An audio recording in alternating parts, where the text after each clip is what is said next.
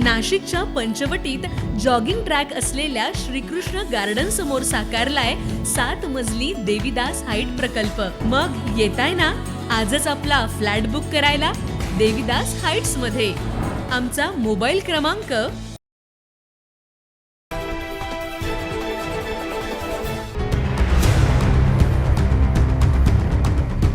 नाशिक पुणे महामार्गावरील सिन्नर बायपास लगत winner township समोरील बाजूला एका वाहनाचा थरारक अपघात झाल्याची घटना घडली आहे। या अपघात घडत असताना काळजाचा ठोका चुकवणारा व्हिडिओ सीसीटीव्ही कॅमेऱ्यात कैद झालाय।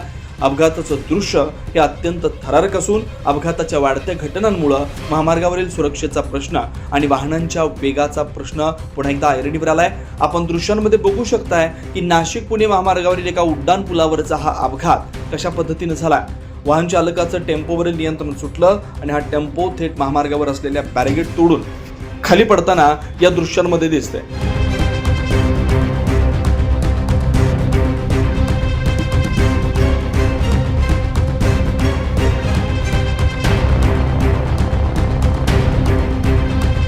संबंधित टेम्पो चालकाला उपचारासाठी रुग्णालयात दाखल करण्यात आले। मात्र भरधाव वेगात जाणाऱ्या वाहनामुळे कशा स्वरूपाचा अपघात होता।